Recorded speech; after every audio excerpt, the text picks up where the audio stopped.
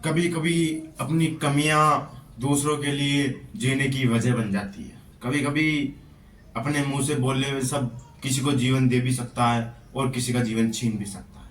जी हाँ, ऐसी एक कहानी है। एक अंधा व्यक्ति जो एक बीमार था, अस्पताल में भर्ती था। उसके पास एक मरीज अस्पताल में भर्ती हुआ नया। उसे पता नहीं था कि ये अंधा मरीज है। तो अंधा मरीज एक कमरे में शिफ्ट था, एक खिड़की के पास में। जब नया नया मरीज आया तो उसको हॉल में शिफ्ट किया गया और उसके इंजेक्शन लगाई गई, बोतलें चढ़ाई गई। काफी दिन बीते, 6 महीने बीते, वो वहीं रहा। उसकी धीरे धीरे जीने की आशा खत्म होने लगी और मन में जो जीने की आशा थी वो भी धीरे धीरे निराशा में बदलती गई। ऐसा करते करते काफी दिन हो गए। उसके मन में नेगेटिविटी आने लगी, नेगेटिव बातें आने लगी कि क्या मैं जी पाऊंगा, क्या मैं फिर से वैसा बन पाऊंगा जैसा मैं पहले था। ऐसी अनेक बातें उस व्यक्ति को अंदर ही अंदर से खाई जा रही थी। फिर उसे एक दिन एक कमरे में भर्ती कर दिया गया जहां सिर्फ वो अंधा व्यक्ति था, लेकिन नए उस मरीज को पता नहीं था कि ये अंधा मरीज है। अंधा मरीज बेड कमरे में खिड़की वाले रूम के पास था और वो बगल में साइड में।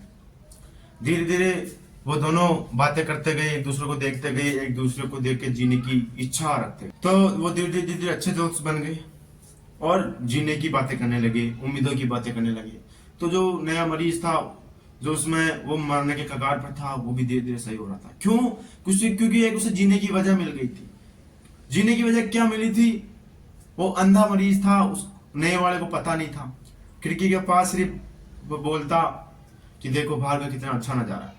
खास हम भी देख पाते, लेकिन एक दिन जरूर देखेंगे, तैयार होके यहाँ से जरूर निकलेंगे। ये बात वो हर बार करते और इससे उनकी जीने की उम्मीद बढ़ गई। बोले कितनी अच्छी प्राकृतिक जगह है, कितने पेड़ पौधे हैं, कितनी दुनिया का नजारा है। तो ऐसे करते उनमें दोस्ती बढ़ने लगी, वे परिवार, प्यार, रिश्तेदार और जीने की बातें करने लगे। एक दिन ऐसा ही हुआ, खिड़की वाला मरीज अचानक उसकी तबीयत बिगड़ी और उसकी डेथ हो गई। ये बात नए मरीज को सहन नहीं हुई। वह रोया, आंखों में आंसू लिए बोला नर्स को, नर्स मुझे खिड़की वाले बेड पे शिफ्ट कर दीजिए। नर्स कर दिए, नर्स ने उनको खिड़की वाली बेड पे शिफ्ट कर दिया। तो फिर वह व्यक्ति देखा कि खिड़की के पास हकीकत में मेरा दोस्त जैसा बताता था, क्या वैसा है? उसने देखा तो वहां सिर्फ कुछ नहीं था, सिर्फ एक सीमेंट की दीवार थी।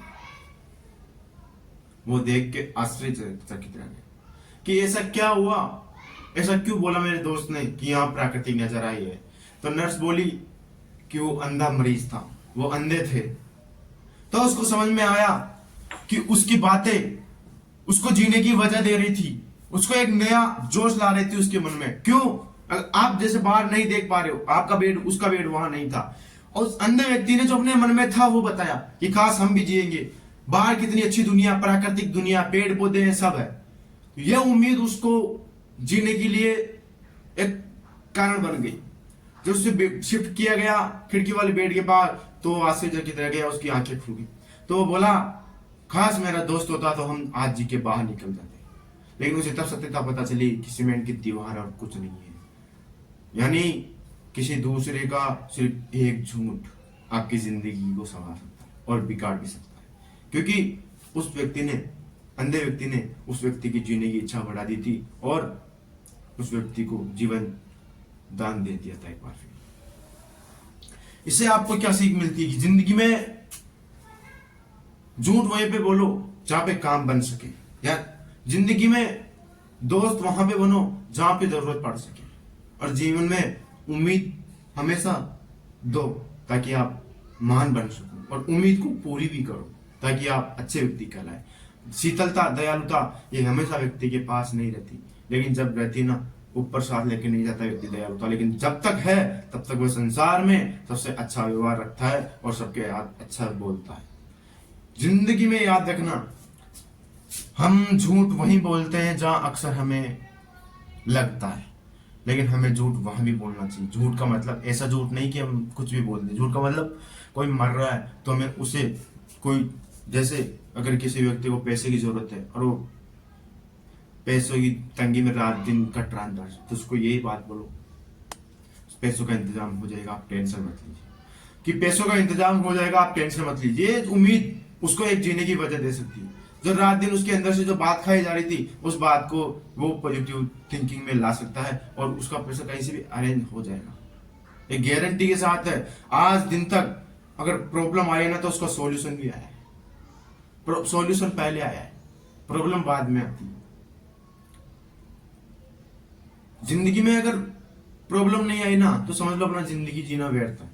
प्रॉब्लम ही जिंदगी का आधार है और वही जिंदगी है, वही जीवन है। लेकिन प्रॉब्लम को आगे बढ़ते हुए वो एक जिंदगी जीने का सही तरीका है, नहीं कि प्रॉब्लम से पीछे भागते हुए।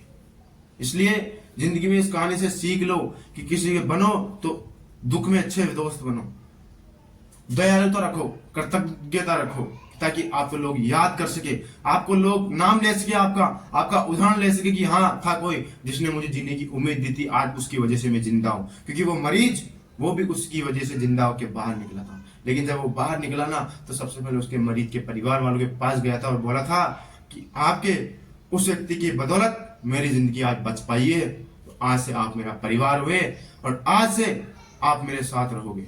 ये जो उसने दयालुता दिखाई है, शायद कोई नहीं दिखा सकता। और ये दयालुता उसने क्यों दिखाई है? क्योंकि जो अंधा मरीज था, उसने अपनी जिंदगी में उसको आशाएं दी है, निराशा नहीं दी। उसको जीने का एक प्रबल इच्छा का एक कारण दिया है, तभी जाके वो आज उसके परिवार को अपना परिवार मान पाया। इसलिए जिंदगी में अच्छा करने की कोशिश करो और अच्छा व्यक्ति बनो। और आपको इस कहानी से क्या सीख मिलती है, आप कमेंट बॉक्स में जरूर बताना आपकी क्या राय है इस कहानी के बारे में।